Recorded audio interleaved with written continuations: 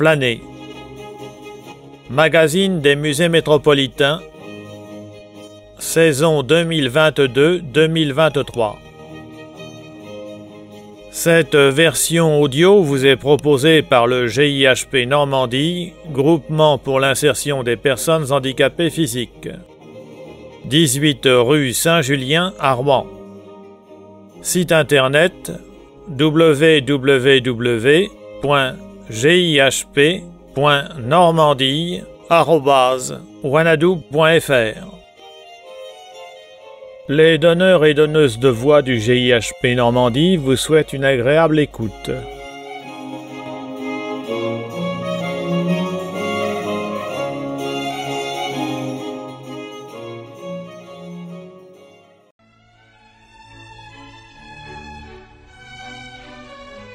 Dans le cadre de la 10e édition du Temps des collections, le cycle Corps à Corps présente 7 expositions qui démarrent toutes le 28 octobre 2022 dans les différents musées métropolitains et se poursuivent en 2023.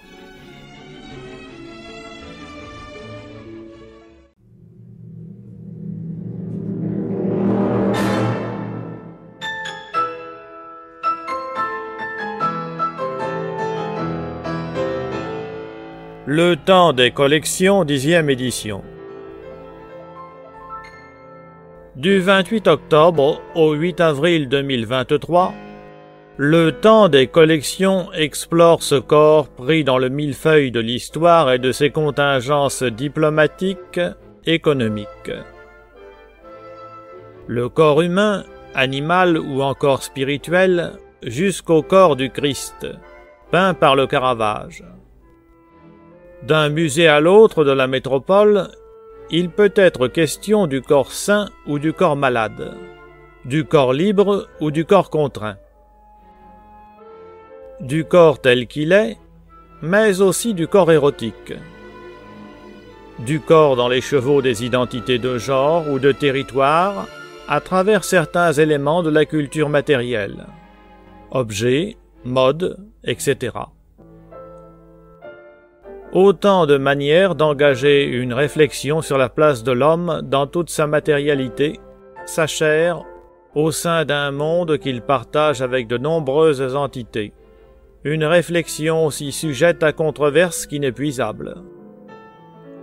Nietzsche suggère assez sagement, dans son aphorisme numéro 500, d'utiliser le flux et le reflux.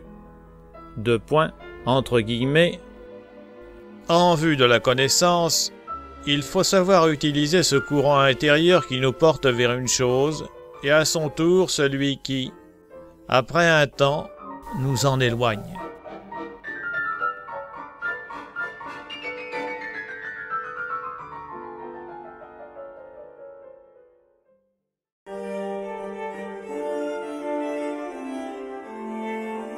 Dans le cycle Corps à Corps, exposition Caravage, un coup de fouet, du 28 octobre 2022 au 6 mars 2023, au Musée des Beaux-Arts de Rouen, esplanade Marcel Duchamp, accès handicapé au 26 bis rue Jean Le Canuet. Le musée est ouvert tous les jours sauf le mardi de 10h à 18h.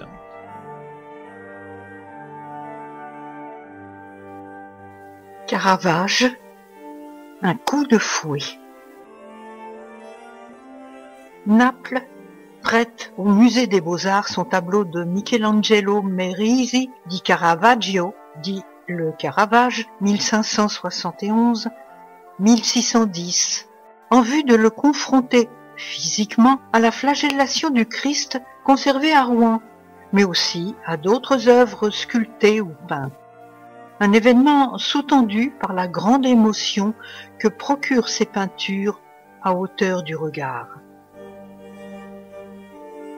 La valeur de ces toiles est telle qu'elles ne voyagent pratiquement plus. Aussi, l'exposition au musée des Beaux-Arts est-elle une occasion unique de les mettre en regard, mais aussi de questionner plus largement la représentation de la flagellation du Christ. Quelles solutions plastiques s'offrent à un artiste? Comment disposer dans l'espace le personnage principal, les bourreaux, la colonne sur laquelle est traditionnellement représenté le Christ au moment de la flagellation, etc. Il s'agit de remonter jusqu'à la Renaissance, car si le Caravage prend le contre-pied d'une tradition, il y puise tout de même ses racines.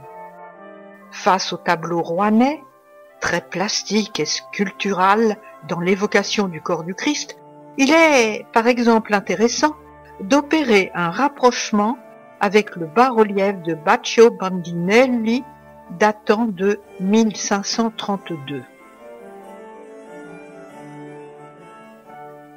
Corps supplicié, corps glorieux. Dans les tableaux du Caravage, les corps sont sains, beaux, puissants, au contraire des flagellations de l'époque baroque mettant en scène des corps diminués et sanglants. Aucune trace, ici, de violence sur celui du Christ. La flagellation n'a pas commencé, laissant encore pour un instant le corps inaccessible au cou des bourreaux. Cette corporalité témoigne d'une influence de la sculpture antique. Corps magnifié à la Michel-Ange, auquel le Caravage associe sa technique du clair-obscur. Le tableau de Naples reprend à cet égard un modèle de composition d'un artiste du début de la Renaissance, Sebastiano del Piombo, 1485-1547. La figure du Christ, un peu en torsion autour de la colonne, montrant bien que c'est à cette référence majeure que se confronte le Caravage. Le tableau rouennais tire, quant à lui, son originalité de sa structure en V et du fait que l'action se déroule dans un plan parallèle à celui de la toile, avec une tension du regard du Christ vers l'extérieur du tableau.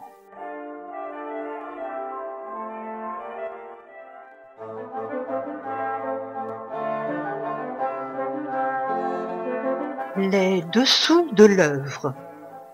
La flagellation du Christ de Rouen est l'un des 3 tableaux du maître italien conservés en France. Il a été confié au Centre de recherche et de restauration des musées de France, le C2RMF, doté des techniques d'imagerie les plus avancées. Sa matérialité même, l'huile, la toile, recelait des petits secrets.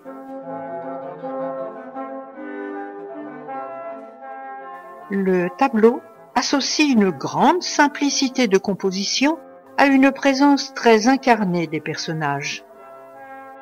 Le Caravage recourt à des lumières artificielles particulièrement fortes qui détachent les figures sur un fond sombre, en l'occurrence presque noir, et cela donne lieu à une image de violence qui, paradoxalement, s'en abstrait du fait de son étrangeté. Il possède également une face cachée que l'imagerie a permis de mettre au jour. Il apparaît par exemple que le tableau a été légèrement recadré sur 3 de ses côtés. Était ainsi visible à l'origine une sorte de parapet sur lequel la draperie rouge venait se poser.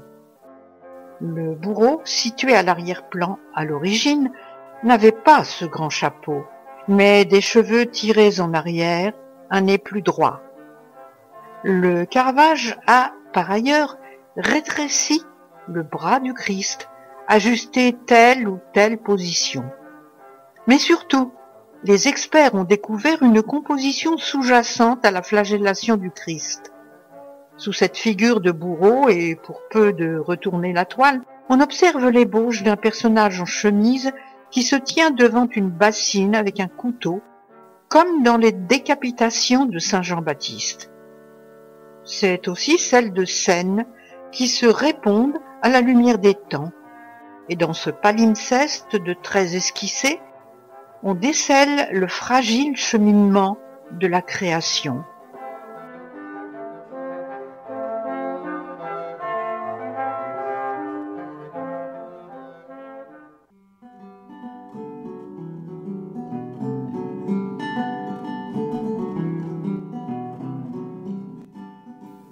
L'éclairage de Francesca Cappelletti, directrice de la Villa Borghese à Rome.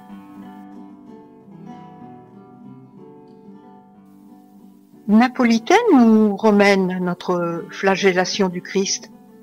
La commissaire, associée à l'exposition Un coup de fouet, Francesca Cappelletti, éminente spécialiste du Caravage et directrice de la Villa Borghese à Rome, tranche cette question qui divise encore les historiens de l'art. Passionnant.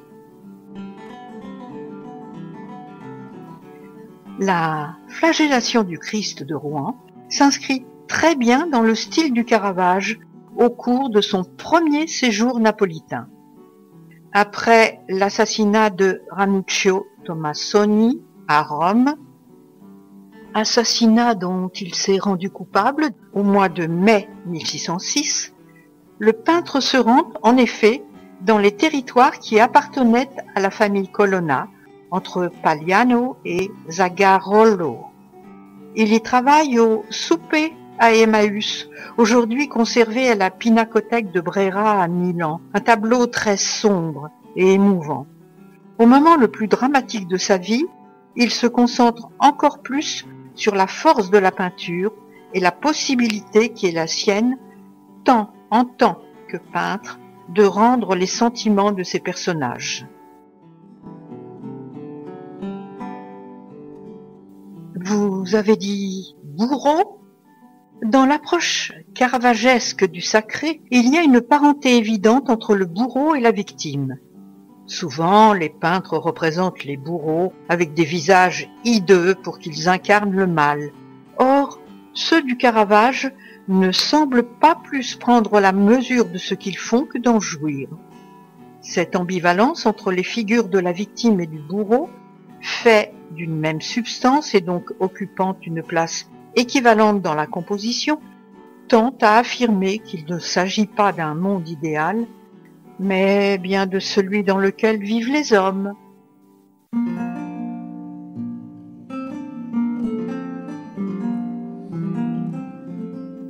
Napolitain. Quand il arrive à Naples, après l'été 1606, le Caravage reçoit des commandes très importantes, comme le tableau Les 7 œuvres de miséricorde pour l'autel de la confrérie du Pio Monte de la Misericordia, l'un des chefs-d'œuvre absolus de la peinture européenne, relate Francesca Cappelletti. Elle précise en 3 points le rattachement à la période napolitaine du tableau de Rouen. Premier point, le souper à Emmaüs et ce tableau sont les 2 points de repère stylistiques, mais aussi psychologiques, qui nous permettent de situer la flagellation du Christ de Rouen en 1606-1607. Deuxièmement, les ombres y deviennent encore plus noires qu'avant, et les gestes sont balancés avec un nouveau sens de la narration dramatique. Ils peuvent être contenus, mais toujours évocateurs et puissants. Dans le tableau du Pio Monte, c'est le désespoir des hommes qui domine, et dans le souper à Emmaüs, c'est la surprise, mais aussi la mélancolie. Le Christ, même victorieux sur la mort, ne peut pas rester sur la terre avec ses amis, et le Caravage a dû quitter Rome et son entourage. Dans la flagellation du Christ, c'est la violence qui est au centre de la scène et de l'imagination du peintre, qui arrive à concevoir une scène épouvantable où la cruauté se transforme en mouvement. Ce mouvement et l'absence de symétrie dans la composition suggèrent une continuation de l'action au-delà de la toile. Troisième point, ce sens du drame et cette nouvelle conception de l'espace sont les caractéristiques mêmes du style napolitain du peintre, y compris dans ses œuvres suivantes, de plus en plus dramatique. Le tableau de Rouen prélude à la décollation de Saint Jean-Baptiste, conservé dans la co-cathédrale Saint-Jean de la Valette à Malte. Il y a également un même modèle de bourreau du tableau de Rouen à la Salomé de Londres. Salomé qui tient la tête de Saint Jean-Baptiste, 1607.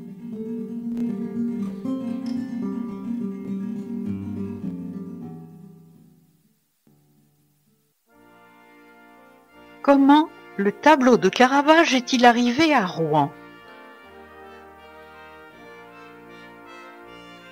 Ce tableau réapparaît sur le marché de l'art parisien au début des années 1950. Il est alors attribué à Mattia Preti, 1613-1699, un artiste du sud de l'Italie, actif à Naples en particulier. Le conservateur du musée de Rouen, Hubert Guillet, l'achète et fait le plus joli coup dont un conservateur puisse rêver. Après avoir acquis l'œuvre, Hubert Guillet croit y reconnaître la copie d'un Caravage perdu, mais n'ose pas imaginer avoir acquis une œuvre originale. La composition était connue d'un grand historien, Roberto Longhi. Ce dernier avait vu un tableau qu'il pensait être l'original de celui du Caravage de Rouen. En apprenant que Guillet l'avait acheté, l'historien a pensé que c'était une copie. Mais en venant l'examiner avec Michel Laclotte, spécialiste de la peinture italienne au Louvre, il a reconnu cette inclination très particulière du Caravage à silhouetter les personnages dans la pâte. Si l'on s'approche du tableau, on aperçoit de petites incisions dans l'épaule et la tête du Christ, des incisions faites très certainement avec le manche du pinceau. Des sources textuelles et d'autres œuvres du Caravage présentant le même type de marque attestent en effet que le peintre travaillait comme ça.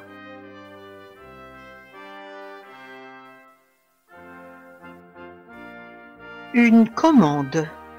Le tableau rouennais semble avoir été peint pour un collectionneur proche du Caravage. Son format n'est pas celui d'un tableau d'église, généralement vertical, car placé au-dessus de l'autel. On peut donc raisonnablement supposer qu'il a été peint pour un amateur, à la différence du tableau de la flagellation du Christ, conservé à Naples, peint, lui, pour l'église des Dominicains. Le Caravage a réalisé, assez tôt dans sa carrière, ce type de composition horizontale, avec des personnages grandeur nature présentés à mi-corps, c'est-à-dire cadrés au niveau des cuisses, comme l'est celui de Rouen.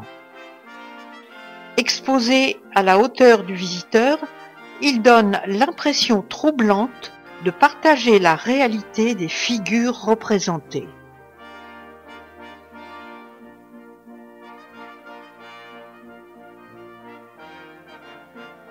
Les autres œuvres de l'exposition.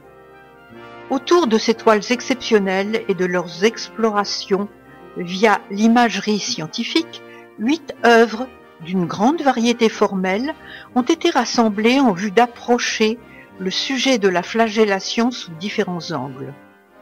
Une peinture très impressionnante de Ludovic Carasch, 1555-1619, datant de 1589, insuffisamment connu et conservé à Douai, forme d'abord un saisissant contrepoint au tableau de Rouen.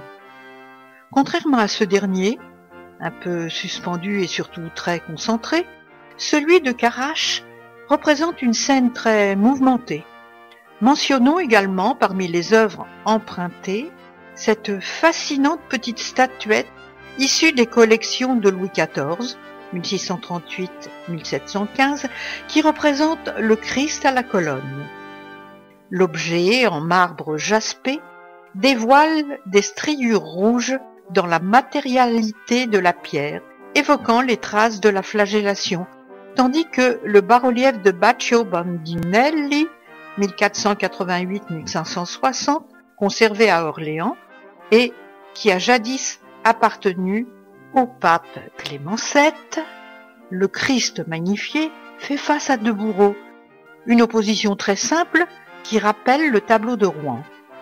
Enfin, en plus de celle du Caravage, Naples prête une autre flagellation d'un Christ, là encore, fort et athlétique. Elle est signée Caracciolo di Battistello, 1578-1635, le grand successeur du caravagisme napolitain.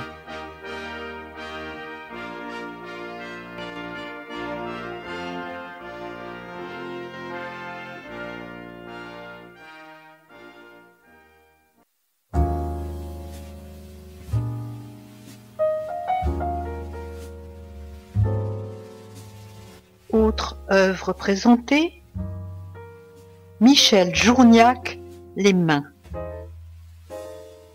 Michel Journiac, 1935-1995, est l'une des figures majeures du body art, aux côtés de Gina Penn, 1939-1990, Bruce Nauman, 1941, ou bien encore Chris Burden, 1946-2015.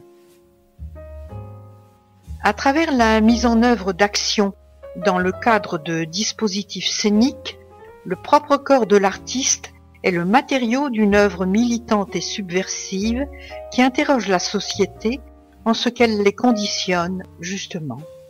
Les archives, vidéos et photographies qui en résultent viennent en témoigner. Ancien séminariste, Michel Journiac marque les esprits dès 1969 avec Messe pour un corps, action au cours de laquelle il invite le public à consommer un boudin fait avec son propre sang. À découvrir au Musée des Beaux-Arts de Rouen, Galerie Contemporaine, un partenariat avec la Galerie Christophe Gaillard de Paris.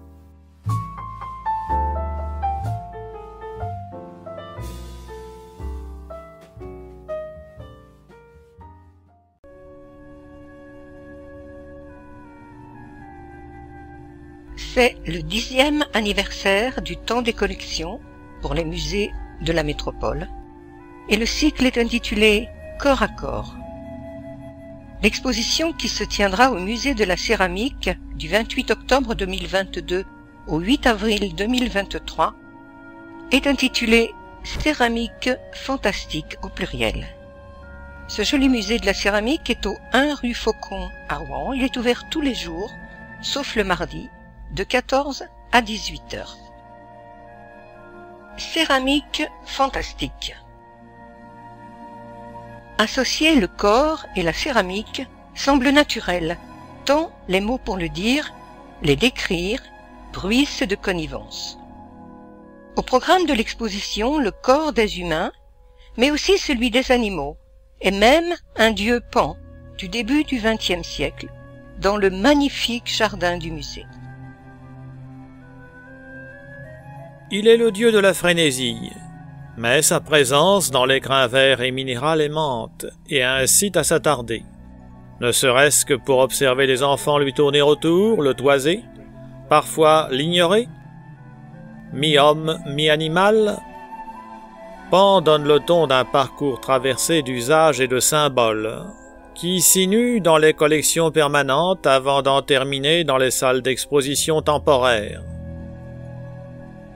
La scénographie met au jour en effet des liens inattendus entre des œuvres issues de temps différents. Parmi celles jalonnant le parcours, la paire de Vanité de l'artiste Valérie Delarue, née en 1963. Vanité aux corolles et Vanité aux plantes de pied en 2006. Mais aussi un anon du début du XXe siècle de Armand Petersen, un pichet à bec d'oiseau rouennais vers 1720, et des pièces de grande taille, comme les bustes sur le thème des 4 saisons, dont celui représentant l'été sous les traits de Cérès.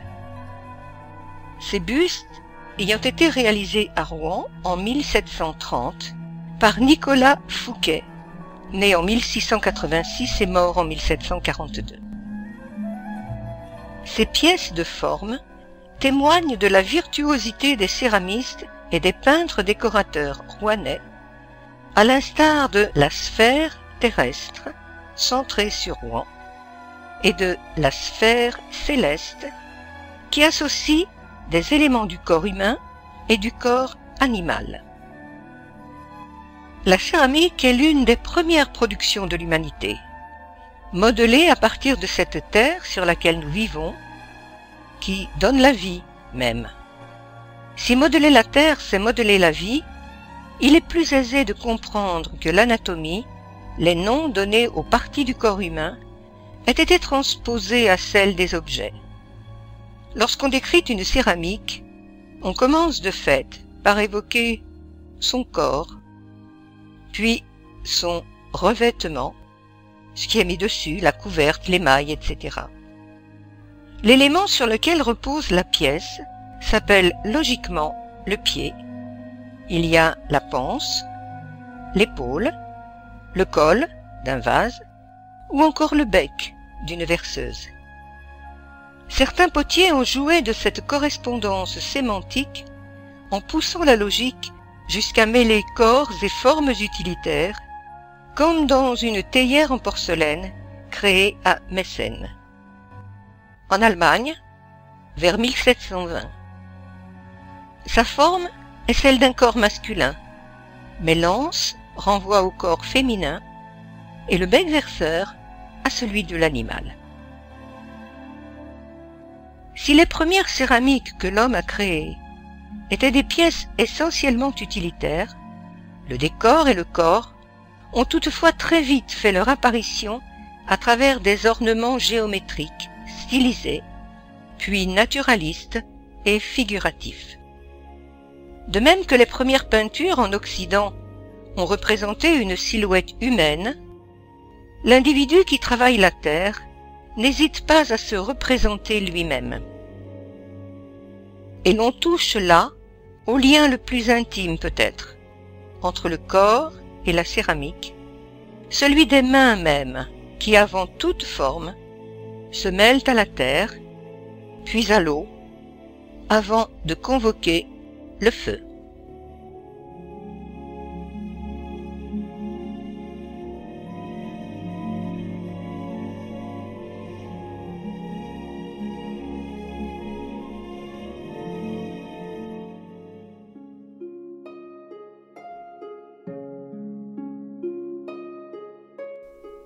Autre exposition, celle de Rachel de Jode. J-O-O-D-E. In translation.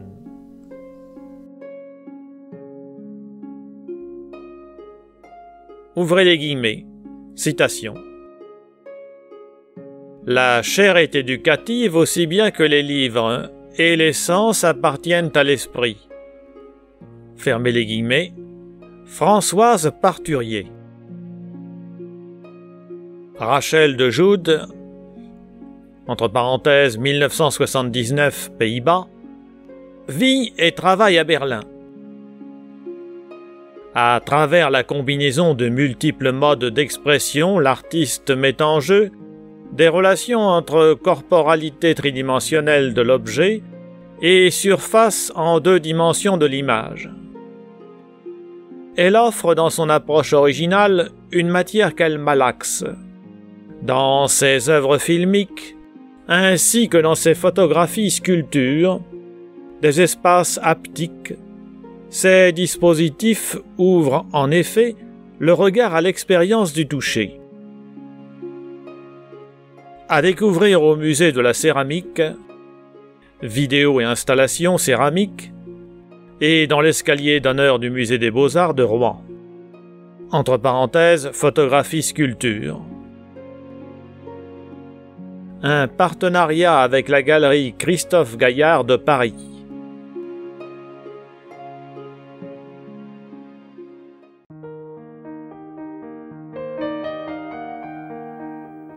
Dans le cycle Corps à corps des expositions des musées de la métropole, l'exposition Le corps et la mode. Du 28 octobre au 8 avril, au musée industriel de la corderie Valois à Notre-Dame de Bonneville. 185 route de Dieppe. Ouvert tous les jours de 13h30 à 18h. Renseignements et réservations 02 35 74 35 35. Présentation de l'exposition. Quand la mode façonne les corps. L'ancienne fabrique de cordes de coton sur les bords du Cailly s'intéresse à l'histoire des corps contraints, celui de l'ouvrière par le travail et de l'aristocrate ou de la bourgeoise par la mode et d'autres plus contemporains. Véritable musée en mouvement, avec sa roue à aubes puissante, sonore, et sa production quotidienne, il témoigne du passé industriel de la vallée du Cailly. Le coton arrivait par le port de Rouen, puis empruntait le chemin de fer jusqu'aux usines de filature, de tissage, d'impression sur étoffe et de teinture. La corderie Valois témoigne aussi d'une histoire sociale, celle des hommes et des femmes, ces dernières étant très majoritaires, qui y ont travaillé. Une mémoire manufacturière indissociable du territoire et qui, mise en regard des mouvances de la mode au XIXe et XXe siècle, montre que l'évolution de la silhouette féminine est bel et bien conditionnée à celle du statut des femmes dans la société. 1850-1930.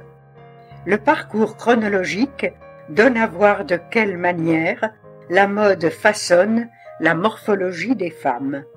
Les dessous, et le corset en particulier, ont sculpté leur corps et par conséquent leur manière de se tenir dans le monde.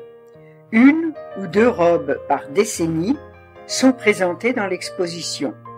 Parfois, un mannequin jumeau porte les sous-vêtements que l'on imagine, dissimulés sous la robe en question. Ce jeu dessus-dessous permet d'observer le volume et poids des vêtements que le corps porte, littéralement.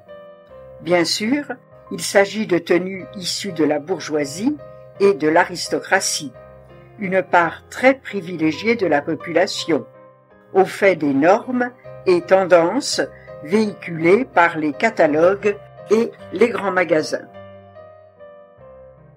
De la crinoline à la chirurgie esthétique. Dès 1850, les robes à crinoline resserrent la taille, rehaussent la poitrine, font ressortir les hanches et aplatissent le ventre. En 1870, la tournure, autre cage, à disposer sous le jupon, prononce la cambrure des reins. La révolution industrielle et les évolutions techniques en découlant permettent de produire en série et de répondre à la demande exponentielle de mode. En 1890, place à la silhouette en sablier. Taille très resserrée, relâchement du corset, manches bouffantes. En 1900, la ligne se fait plus sinueuse et l'on voit apparaître la fameuse gorge pigeon. Avec 1910 et la ligne Empire, la silhouette se fait ensuite résolument verticale. Avant qu'en 1920, dans la foulée de la Première Guerre mondiale et de la réévaluation concomitante de la place des femmes dans la société, les vêtements ne privilégient le confort et la liberté du mouvement. Robe réformée de la maison Liberty. La garçonne n'est pas loin et la jupe se raccourcit un peu. On dévoile les épaules, les bras. La guêpière, les premiers soutiens-gorge, le féminisme s'en suivront, jusqu'à ce qu'une forme de contrainte, plus intériorisée peut-être, ne pousse les femmes à recourir au régime, à la chirurgie esthétique ou encore à la gonflette pour conforter leur corps à de nouvelles attentes sociales. Une malle aux vêtements pour le jeune public. Les plus petits seront ravis de revêtir des reconstitutions de vêtements d'époque adaptés à leur taille. Un encadré, pour terminer, classé entreprise du patrimoine vivant, la Dame d'Atour conserve une collection de costumes de l'époque gallo-romaine aux années 1930. Elle prête des tenues ainsi que des accessoires au musée industriel de la Corderie Valois.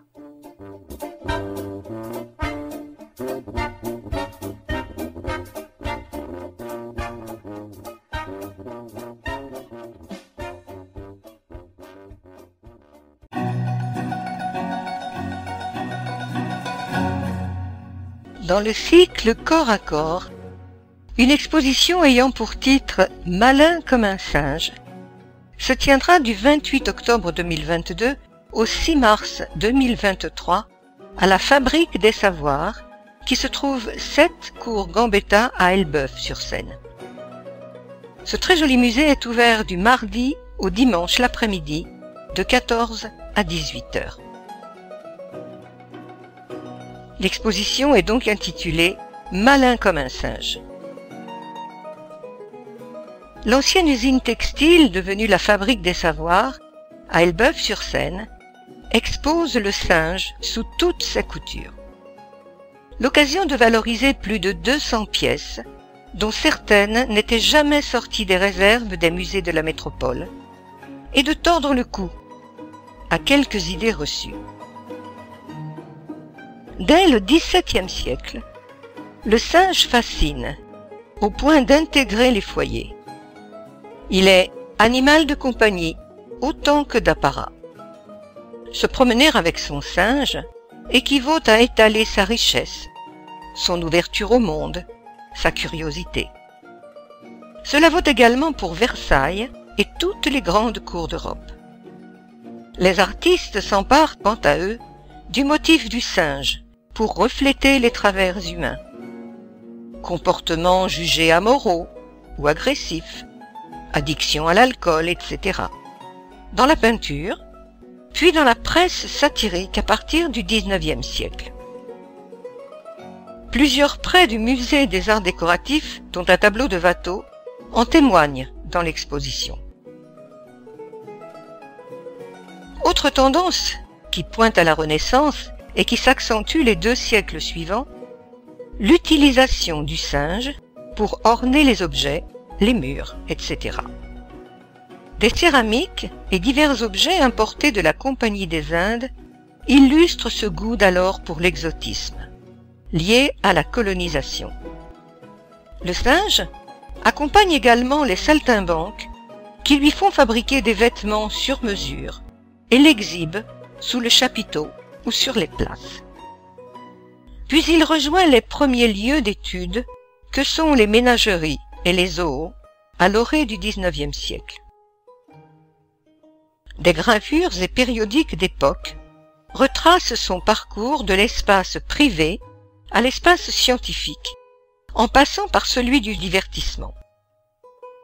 L'exposition est par ailleurs ponctuée de spécimens naturalisés, orang-outans, chimpanzés, gorilles, qui permettent de confronter l'image que l'on s'en faisait de ces animaux, à travers les œuvres graphiques notamment, et la réalité.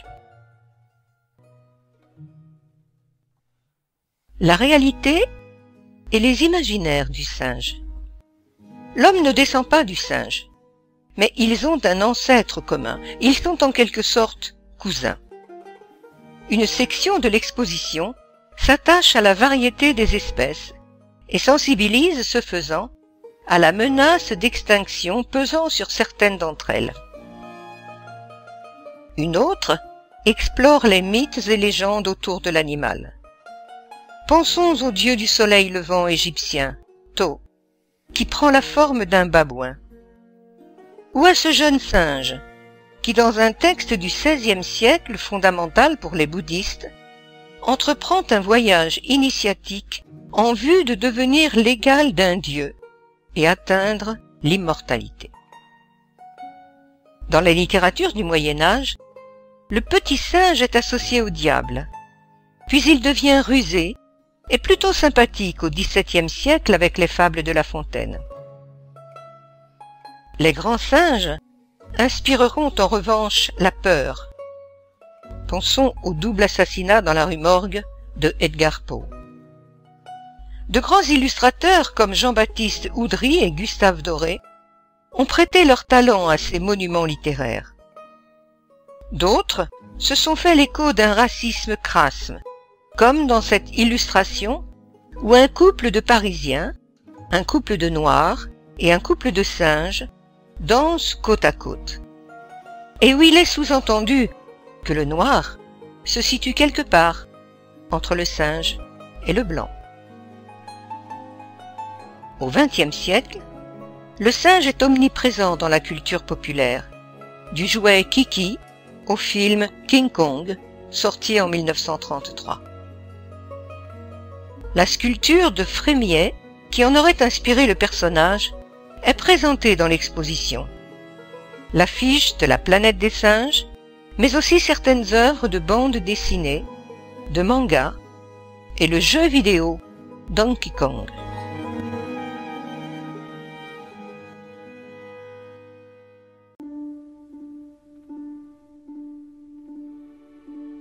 Cycle corps à corps, exposition Flaubert, corps et âme, le corps dans la littérature. Du 28 octobre 2022 au 21 mai 2023, au musée Flaubert et d'histoire de la médecine, 51 rue Leca à Rouen, ouvert le mardi de 10h30 à 12h30 et de 14h à 18h, et du mercredi au samedi de 14h à 18h, fermé les dimanches, lundis et jours fériés. L'exposition Flaubert Corps et âme au musée Flaubert et d'histoire de la médecine s'attache à explorer la place du corps dans la vie et l'œuvre de Gustave Flaubert, 1821-1880. L'écrivain est né et a grandi à l'Hôtel-Dieu de Rouen, dans les lieux mêmes où se trouve aujourd'hui son musée. Or cette enfance, dans le voisinage immédiat de la maladie et de la mort, n'a pas été sans incidence sur son écriture. L'environnement familier du jeune Flaubert, pour le moins hors norme, est ici reconstitué. Instruments chirurgicaux, cires anatomiques, écorchés du docteur Ozu, un modèle humain en papier mâché presque grandeur nature, des planches anatomiques.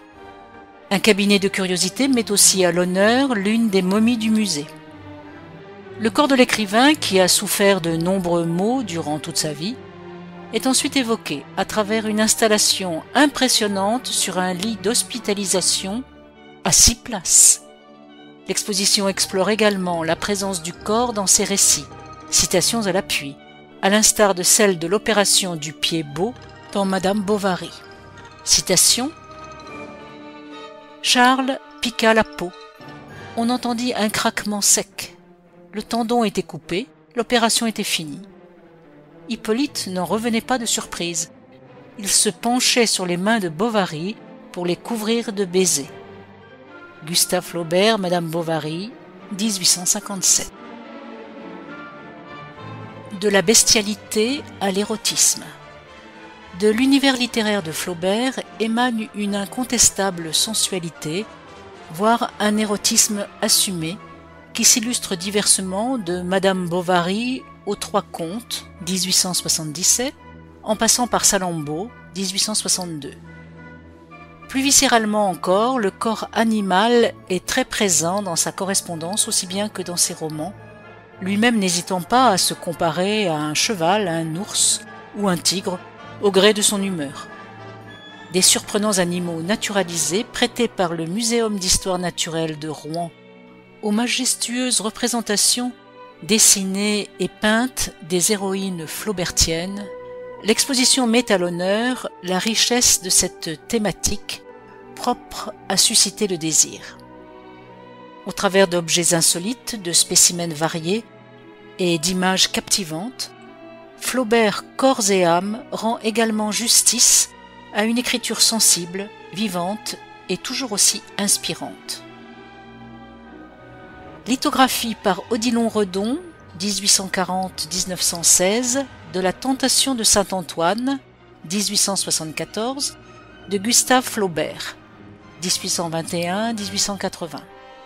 Paris, Ambroise Vollard, 1933-1938.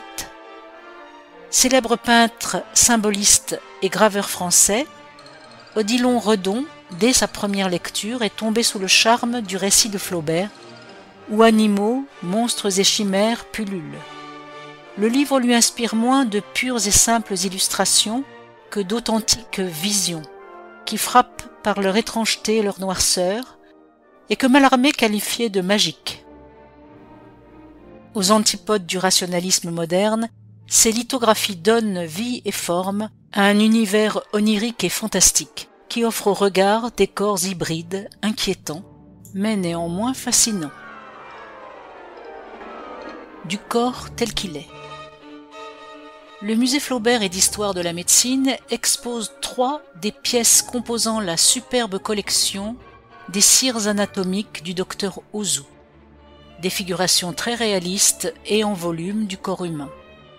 Utilisées au XIXe siècle pour la formation des futurs médecins, elles viennent, près de 2 siècles après cet âge d'or de la science rouennaise, d'être restaurées.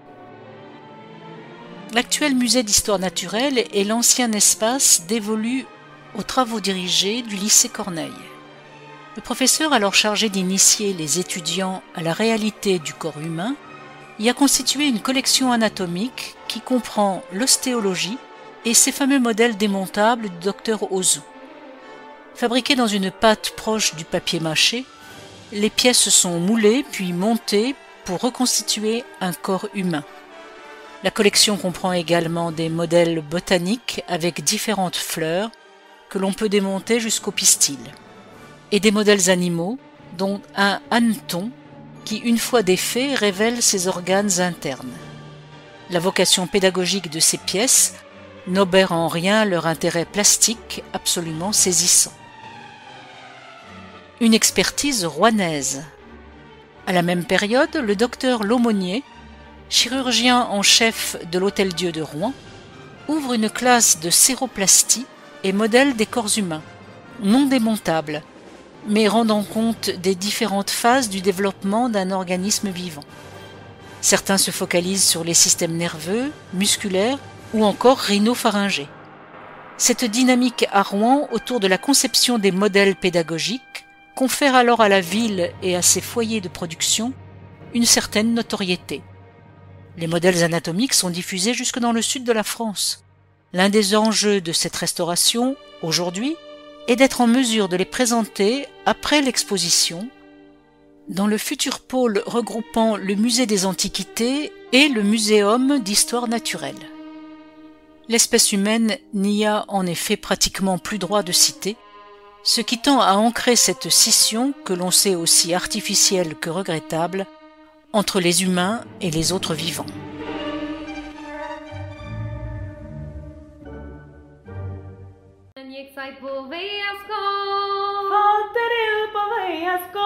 Cycle normand. Et dans ce cadre, une exposition intitulée « Les Lumières nordiques » qui se tiendra au musée des Beaux-Arts de Rouen sur l'esplanade Marcel Duchamp, du 14 avril au 13 août 2023. Je précise que le musée des Beaux-Arts a une entrée handicapée qui se tient au 26 bis rue Jean Le Canuet et que ce musée est ouvert tous les jours, sauf le mardi, de 10h à 18h. Territoire nordique. C'est le titre de cette exposition.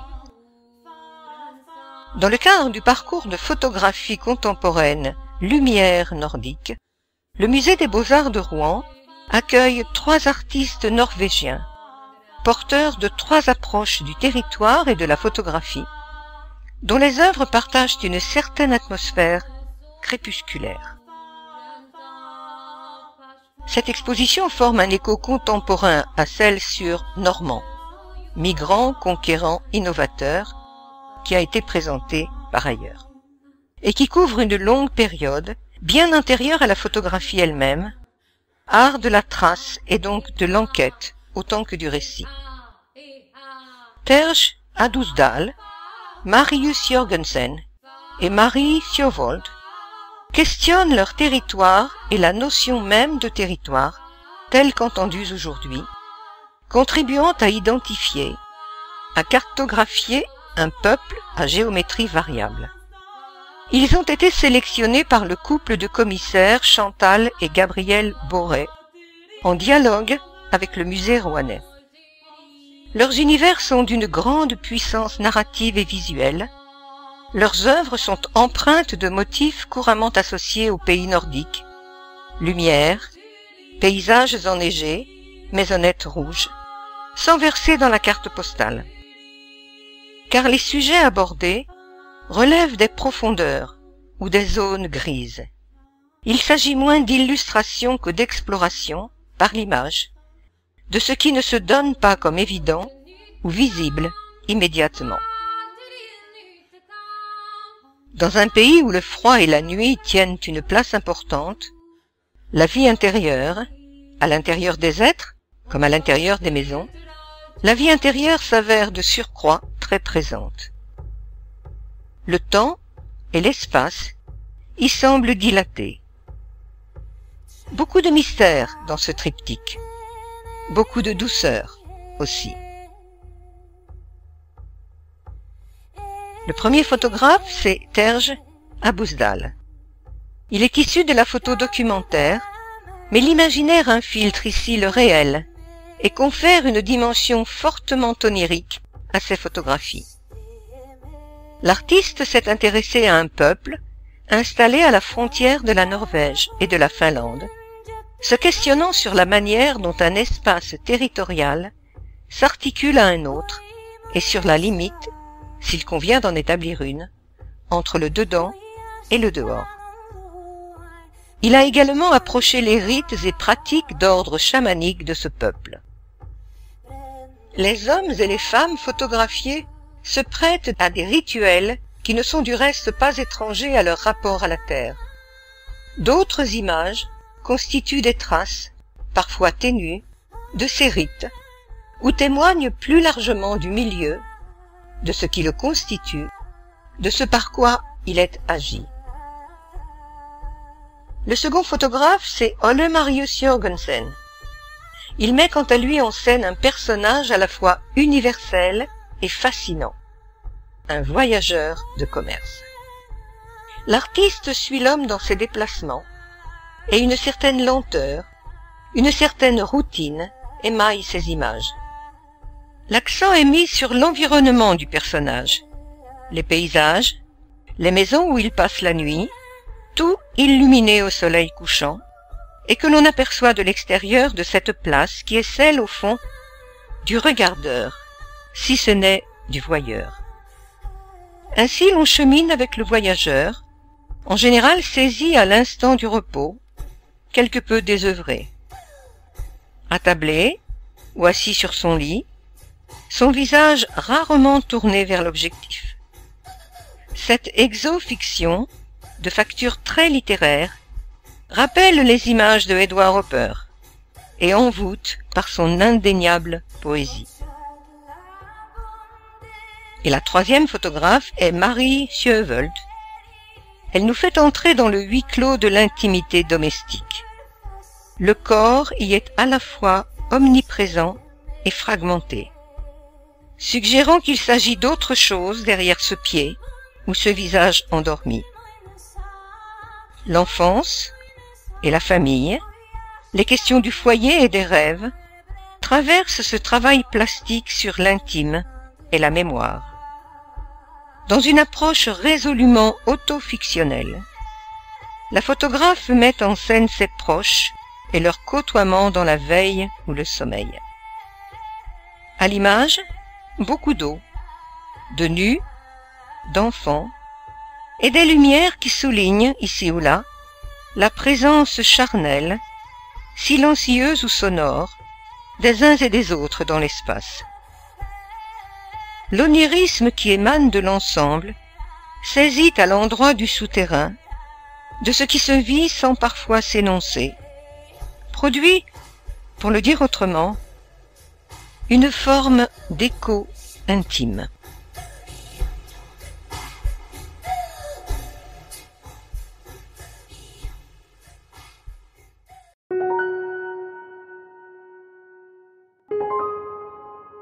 Cycle normand. Nom de l'exposition Migrants, conquérants, innovateurs. Du 14 avril au 13 août 2023. Musée Beauvoisine, musée des antiquités. Le musée est ouvert tous les jours sauf le lundi de 13h30 à 17h30 et le dimanche de 14h à 18h. Durant les vacances scolaires et les expositions payantes, des horaires élargis sont proposés. Musée des Beaux-Arts de Rouen également, esplanade Marcel Duchamp, entrée handicapée 26 bis rue Jean Le Canuet. Le musée est ouvert tous les jours sauf le mardi de 10h à 18h.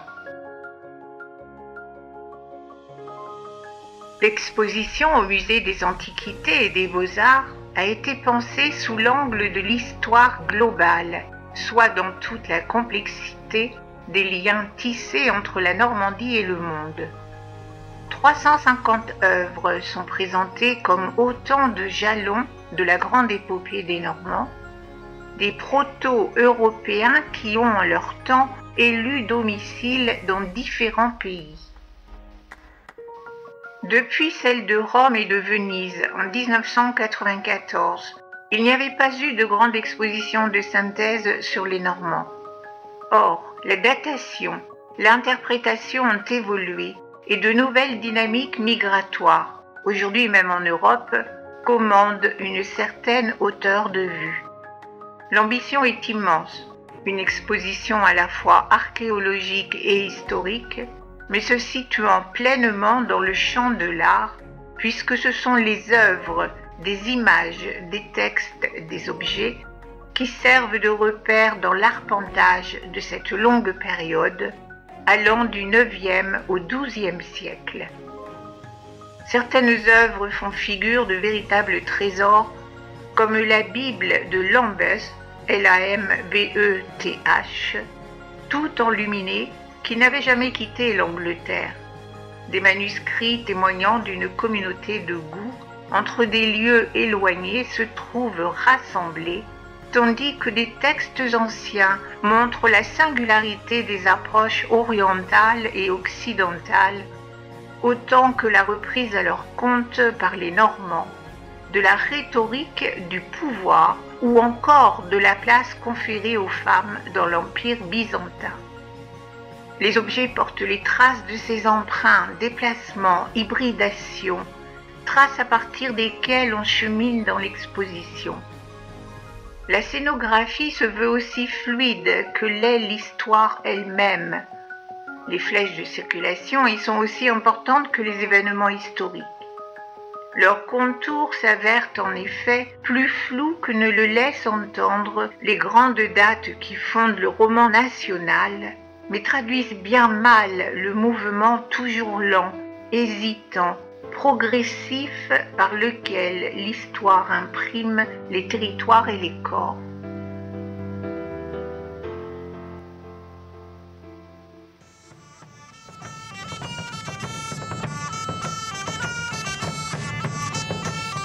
Un vaste espace-temps. De la Scandinavie à l'Empire franc, de la Normandie au domaine insulaire avec l'Angleterre, l'exposition traite également de l'aventure normande en Italie méridionale, le sud et la Sicile, ou encore de ces Normands partis s'implanter au Levant dans le grand mouvement des croisades, certains contribuant à la création de la principauté d'Antioche. La faculté d'adaptation de ces populations à la culture et aux usages rencontrés sur place a donné lieu à moult syncrétismes s'incarnant dans les œuvres. De même, la rhétorique de la conquête passe par la culture matérielle et des objets à message instruisent sur ces apports croisés. L'amplitude géographique et chronologique de l'exposition correspond à celle permettant d'en appréhender les tensions autant que d'en mesurer la richesse. Qui sont les Normands ? Le mot normand résulte de la traduction en français du latin Normanus, N-O-R-T-M-A-2-N-U-S, lui-même issu des langues nordiques et qui signifie « homme du Nord ». Il désigne les Vikings, soit la frange de la population scandinave qui se livre à des expéditions militaires ou d'expansion territoriale, essentiellement en Normandie. Les chrétiens et les francs leur donnent le nom de Normands parce qu'ils viennent du nord, tout simplement. Avant 910, la Normandie n'existe pas. On parle de Neustrie, dans laquelle l'actuelle Normandie se trouvait intégrée, c'est-à-dire le nord-ouest des territoires dominés par les Francs. À l'époque mérovingienne, la frontière sud de la Neustrie est la Loire et sa frontière nord-est, l'Escaut ou la Somme. Les pays de Nantes, Rennes et Vannes en font partie. La Normandie ne devient telle que lorsque les Vikings, désormais appelés Normands, se voient confier le duché de Normandie. Ceux d'entre eux qui partiront à la conquête des îles britanniques, de l'Italie ou qui participeront aux croisades continueront de se nommer ainsi.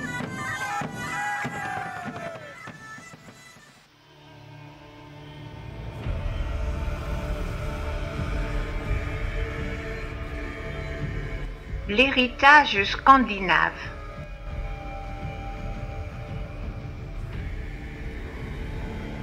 La première section de l'exposition, celle se trouvant au musée des Antiquités, se focalise sur les Scandinaves du IXe au XIIe siècle. Car avant d'être des Normands, ces femmes et ces hommes du Nord avaient une vie, des habitudes qu'il convient de regarder de près.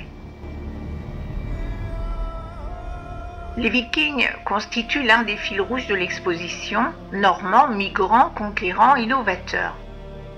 Être en mesure de se représenter la manière dont ils vivent dans la sphère privée, par exemple, permet de saisir ce qu'ils ont pu apporter si l'on compare, par exemple, leurs objets usuels à ceux découverts et parfois adoptés sur place.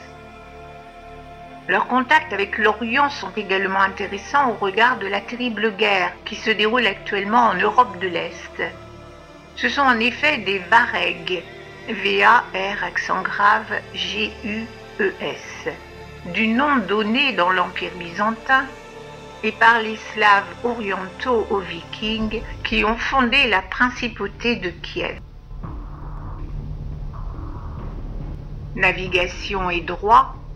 Si la présence des Vikings a été retentissante en termes de destruction et de vol, leurs apports réels sont plus difficiles à cerner.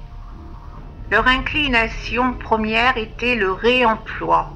Ils n'ont par exemple pas frappé monnaie, mais réutilisé les pièces en circulation en y ajoutant des signes ou traits sur les pièces. Ils ont néanmoins véhiculé des savoir-faire dans le domaine des armes, épées ou haches, retrouvées dans le lit de la Seine. Même si, comme pour la monnaie, ils auraient pu réutiliser des épées anglo-saxonnes ou mérovingiennes. D'autres, dans les domaines de la navigation, techniques de construction navale, bateaux en bois principalement, et du droit. La Normandie développe alors un coutumier, soit une loi sous-tendue de préceptes juridiques, en partie importés de Scandinavie, qui seront documentés en contexte normand. Le coutumier est une particularité locale et va prévaloir en Normandie jusqu'à une date avancée de l'époque moderne. Langue. De nombreux toponymes normands, comme Canteleu, ainsi que des mots du champ lexical maritime, raz de marée, nous viennent de la langue originelle des Vikings.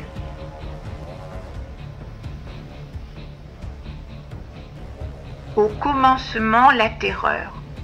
Au musée des Beaux-Arts se trouvent les 4 sections suivantes de cette grande exposition consacrée aux Normands. La première d'entre ces sections s'intéresse à l'arrivée des Vikings dans l'Empire franc et en particulier dans le duché de Normandie. Une transition houleuse. Après plusieurs tentatives d'installation marquées par des destructions et pillages, le roi Charles confie la Normandie à Rollon, chef viking, en 911 à Saint-Clair-sur-Epte. Il en fait son vassal, et c'est ainsi que naît le duché de Normandie dans le périmètre à peu près actuel de la région. Les Vikings n'en continuent pas moins de s'imposer par la force, mais ils comprennent également qu'ils doivent s'appuyer sur l'Église et son réseau économique pour leur développement. Ils deviennent chrétiens, la favorisent à maints égards.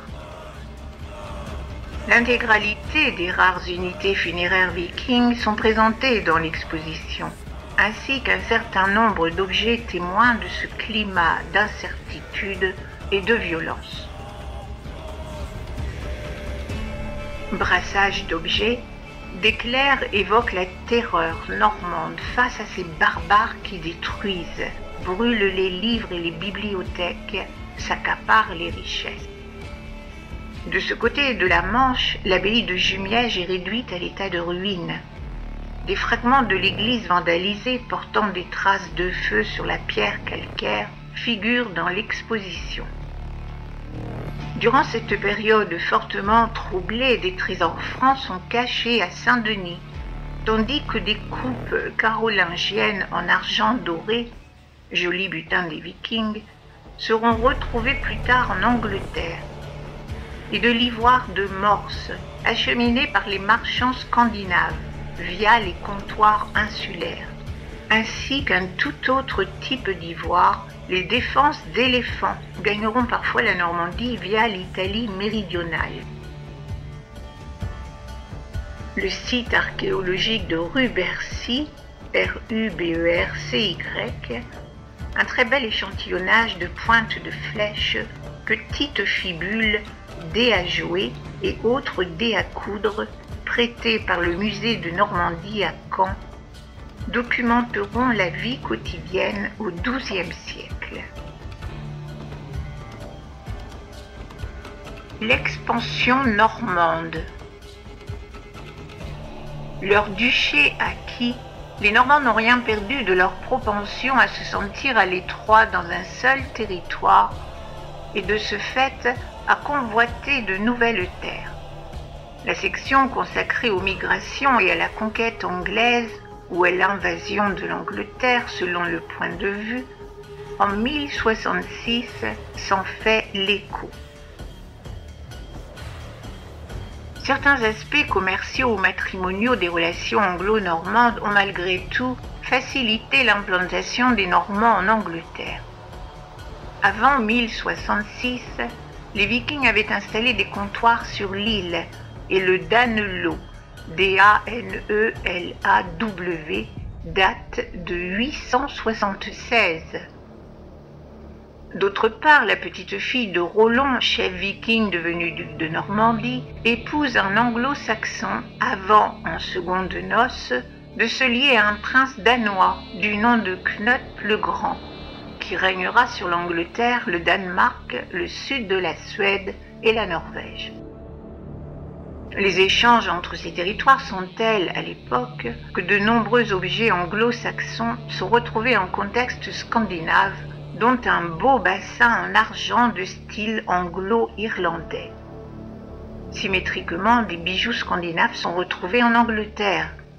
Mais surtout, l'on voit apparaître des syncrétismes, comme ce bel élément sculpté venant d'Ipswich et figurant un sanglier qui provient d'Angleterre, tandis que le sanglier lui-même est de type scandinave, début du XIIe siècle. Les pièces d'échecs retrouvées sur l'île de Lewis nous rappellent quant à elles la pérennité des influences scandinaves en contexte insulaire après les événements de 1066. Le style de Winchester. Ce style d'enluminure à palmettes, floral, se retrouve en architecture et en peinture, et ce des deux côtés de la Manche, sans que l'on sache toujours s'il a été exporté ou imité. Parmi les œuvres célèbres qui illustrent ce style fondamentalement hybride et transmanche, le pontifical de l'archevêque Robert. Le style apparaît également dans les ivoires ou encore les chapiteaux que l'on retrouvera en outre en Normandie.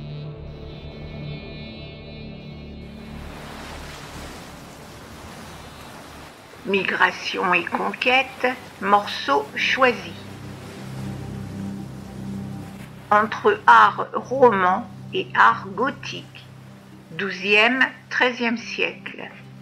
La croix reliquaire du Valas, dont la partie centrale vient du Saint-Empire romain germanique, mais aussi des émaux prestigieux, les chapiteaux de Bocherville de style roman tardif, ou encore les tracés préparatoires des peintures murales de la chapelle Saint-Julien de Petit-Quevilly illustrent à divers égards une nouvelle propension des rendus formels plus naturalistes, avec notamment pour le domaine de la peinture, les drapés mouillés sont présentés dans cette deuxième section du musée des Beaux-Arts. L'Angleterre, conquête ou invasion? Découvrez la liste des navires avec leur petit nom de Guillaume le Conquérant. Regardez de plus près la broderie de Bayeux, une œuvre de propagande politique et guerrière réalisée par les Normands dans l'unique but de valoriser la conquête. Sans oublier le point de vue anglo-saxon avec la chronique de Peterborough qui dresse des Normands d'alors un portrait au vitriol. Le coffret cordial de Richard Cœur de Lion. Il a donné son cœur à la Normandie et l'on expose près d'un millénaire après la boîte contenant les restes de son organe vital. Se faire éviscérer et enterrer ses organes à différents endroits visait alors à multiplier les lieux de prière et s'assurer au-delà de la mort une mainmise symbolique sur les territoires en question. Weldon Richard.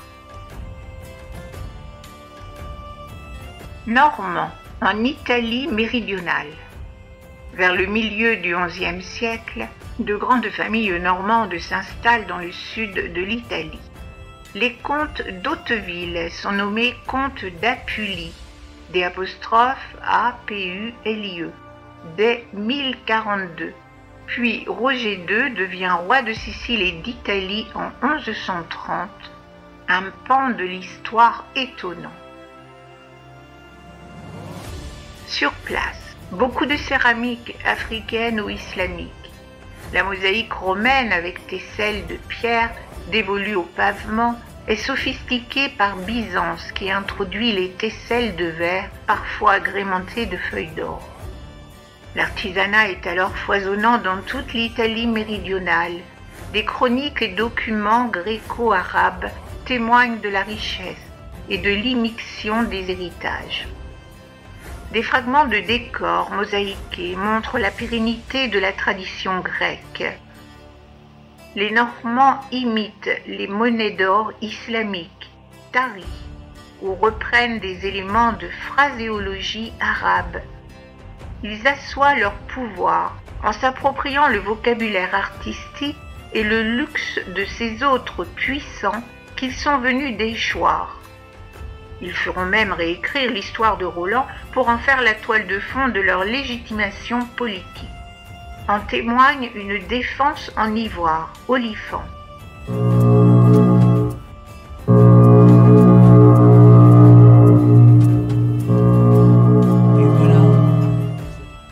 Associée dans l'exposition à la plus ancienne version connue de la chanson de Roland, prêtée par la Bodleian Library d'Oxford. Autre pièce remarquable, la pierre tombale d'une princesse de Palerme, dont l'épigraphe est quadrilingue, judéo-arabe, arabe, latin et grec. Des éléments d'enluminure allient par ailleurs des motifs des peintures arabes et occidentales, tandis que les ivoires paléo-chrétiens fatimide et byzantin influencent les ivoires sculptés en Italie, dits de Salerne. Et les émaux polychromes font écho au raffinement des arts somptuaires byzantins.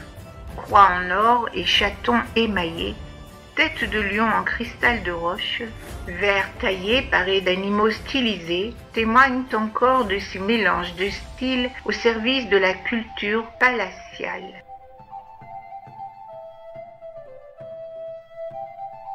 Science. Les Normands connaissent des érudits arabes à qui ils commandent des traités. Roger II favorise la création auprès d'Al-Idrissi du livre de divertissement pour celui qui désire parcourir le monde. Traité géographique où le monde est représenté selon un découpage climatique bien précis qui restera longtemps utilisé par les cartographes, près de la Bodleian Librairie d'Oxford.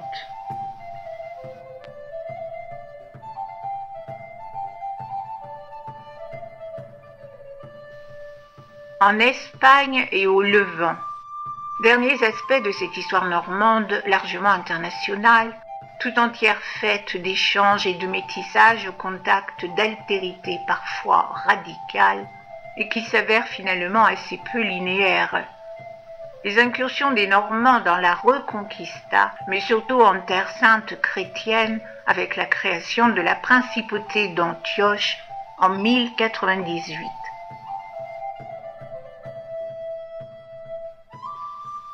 La Pixide de Carcassonne fait le lien entre l'avant-dernière et cette dernière section de l'exposition Normands migrants, conquérants, innovateurs. Impossible de savoir si elle est sicilienne d'exportation ou espagnole. Les influences arabes sont patentes ici et là et quelques belles pièces dans l'exposition documentent la présence normande dans le nord de l'Espagne. Avant cela, une partie de la famille des Hauteville, un fils du roi et son neveu Tancrède, vont participer à la libération de Jérusalem. Puis fondées en 1098 et 1099, les principautés d'Antioche et de Galilée. Les reliques vitales pour les chrétiens sont alors envoyées seules ou dans un reliquaire un peu partout dans le monde. Autre curiosité, une Bible venant du Frioul, de style byzantin, mais sans doute réalisée à Antioche où la culture grecque est très forte. La pièce la plus émouvante de cette section restant la lettre envoyée à sa femme Adèle, le jour même de la prise d'Antioche par Étienne de Blois. Pour finir et ramasser peut-être le propos de cette exposition sur les Normands, un reliquaire de l'abbaye de présente au revers la liste des reliques inscrites avec des saints venant de Normandie, d'Angleterre et du Levant, le tout dans un même objet talisman, au pouvoir duquel on aimerait aujourd'hui encore croire un peu.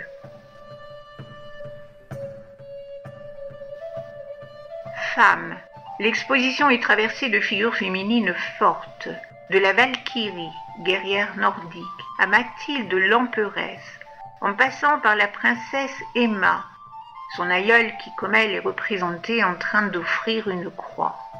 Mentionnons aussi la femme de Pitre, une femme viking habillée à la scandinave, inhumée dans un cimetière chrétien et probablement mariée à un franc de la région. Dans sa sépulture ont été retrouvées les fameuses fibules dites de Pitre, rares bijoux féminins en forme de carapace qui permettent d'attacher un manteau. Les femmes n'avaient, à l'évidence, pas le rôle subalterne ou effacé que l'historiographie, longtemps faite par des hommes, leur a assigné.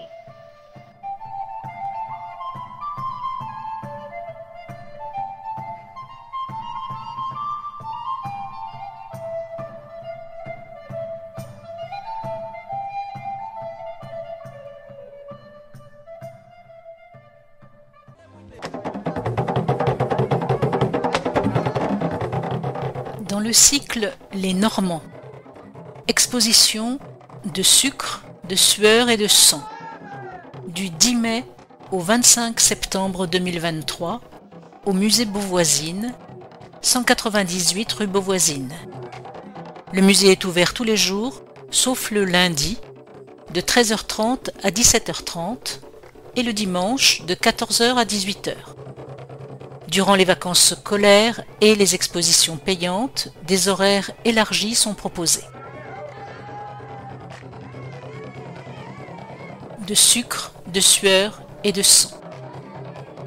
L'exposition sur la mémoire de l'esclavage ouvrira le 10 mai 2023 au terme d'une réflexion collégiale des villes de Honfleur, Le Havre et la métropole, mais aussi de différentes structures muséales, des archives municipales et départementales ou encore des labels Villes et Pays d'art et d'histoire. Le but ? Faire la lumière sur l'implication du territoire normand dans le commerce triangulaire au XVIIIe et XIXe siècle, en confrontant objets des collections et témoignages contemporains. Bordeaux, Nantes ou La Rochelle ont fait l'objet de nombreux travaux de recherche et assument désormais, en organisant divers événements culturels ou commémoratifs, leur rôle dans la traite négrière et le commerce qui en a découlé en Europe de l'Ouest. La Normandie restait jusque-là un peu à l'écart de ce mouvement général en faveur d'une plus grande transparence de l'histoire locale. La ville, la région, individuelle et collective. Celle de fait d'une responsabilité des Européens et singulièrement de ces villes côtières, dans ce crime contre l'humanité que fut l'esclavage.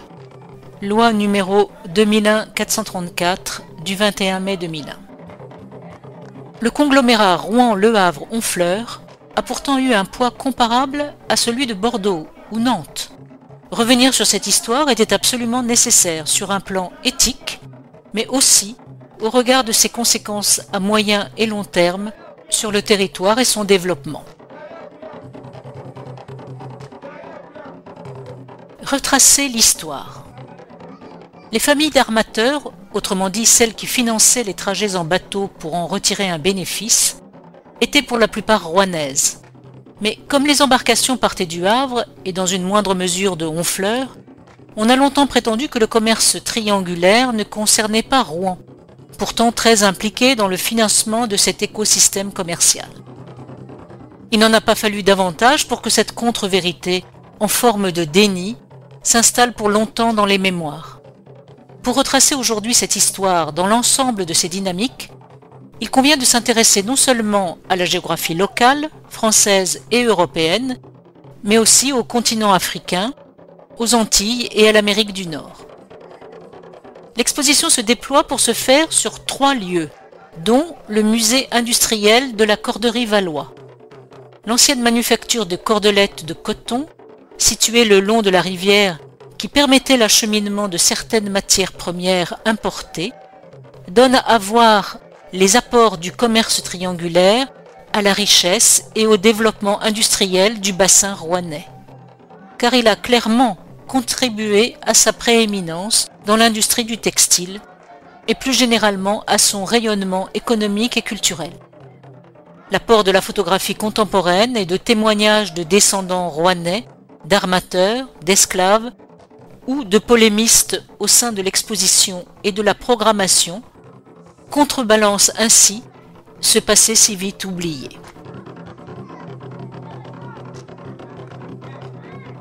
Genèse. Les Normands ont bien avant le XVIIIe siècle des habitudes de voyage transatlantique. Le commerce du bois de braise au Brésil ou encore les tentatives de colonisation en Nouvelle-France les ont conduits aux Amériques, tandis que de premiers comptoirs normands sont ouverts en Afrique de l'Ouest dès le XVIIe siècle. Un certain nombre d'objets documentent ce mode de vie, et en particulier l'environnement de la navigation normande.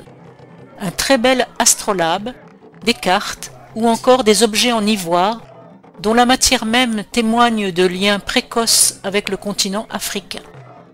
Dans l'exposition, un yo-yo, issu des collections du musée de la ferronnerie Le Sec des Tournelles, est particulièrement emblématique en ce qu'il illustre toute l'ambivalence de l'époque. L'objet présente d'un côté une scène de fête flamande, joviale, de l'autre une captation d'esclaves. Montrer concomitamment ce que le commerce triangulaire a apporté sur un plan matériel et ce qu'il en a coûté sur le plan humain est au cœur de l'exposition de la Corderie Valois. Une table dressée à l'image de celle que l'on trouvait dans une famille aristocrate montre ainsi sur une moitié ce que consommaient les Européens, sucre, cacao, et sur l'autre les matières premières, pain de sucre, sac de café, et leurs conditions de production esclavagistes. Un passé bien présent. Si l'exposition de la Corderie Valois met au jour certains éléments du passé, le plus intéressant est peut-être l'écho que cet effort d'élucidation trouve dans certaines de nos problématiques contemporaines. À l'heure où les vêtements sont fabriqués en Inde, notamment avec le coût humain que l'on sait. La production de fibres textiles et de cotonnade est l'un des secteurs rouennais les plus concernés par le commerce triangulaire. Les fabriques de la vallée du Cailly ont notamment participé à la production des indiennes, sortes de toiles de coton peintes ou imprimées. Mais il ne s'agit pas seulement de documenter le passé pour lui-même, puisque l'exposition questionne notre ère post-industrielle à la lumière de celui-ci. Elle met subtilement en parallèle certains débats et polémiques éthiques, philosophiques d'aujourd'hui, avec ceux du tournant du XIXe siècle, quand des membres des sociétés savantes se positionnaient alors en faveur de l'abolition de l'esclavage. Des artistes de renom, comme le peintre rouennais Théodore Géricault, dont la famille a bénéficié pourtant de la traite négrière, se positionnent sans ambiguïté, comme abolitionnistes. L'auteur havrais du roman Paul et Virginie, Jacques-Henri Bernardin de Saint-Pierre, dénonce quant à lui le traitement infligé aux afro-descendants de l'époque.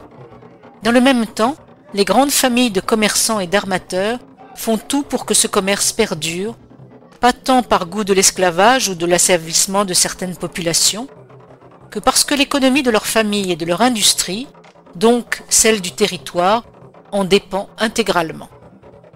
Il faut bien reconnaître qu'en dépit de certaines évolutions, incontestables entre les 19e et 21e siècles, ce hiatus entre l'éthique humaine, défendue par les révolutionnaires d'hier comme les intellectuels d'aujourd'hui, et certains usages et intérêts particuliers, n'a pas disparu. Au Havre et à Honfleur, l'ensemble des établissements patrimoniaux havrais sont partie prenante du projet. Le muséum, les archives municipales, la bibliothèque patrimoniale, pays d'art et d'histoire. Tandis que le musée de Honfleur se focalisera sur la dimension maritime du commerce triangulaire autour de maquettes, itinéraires, armements et de la vie à bord des navires.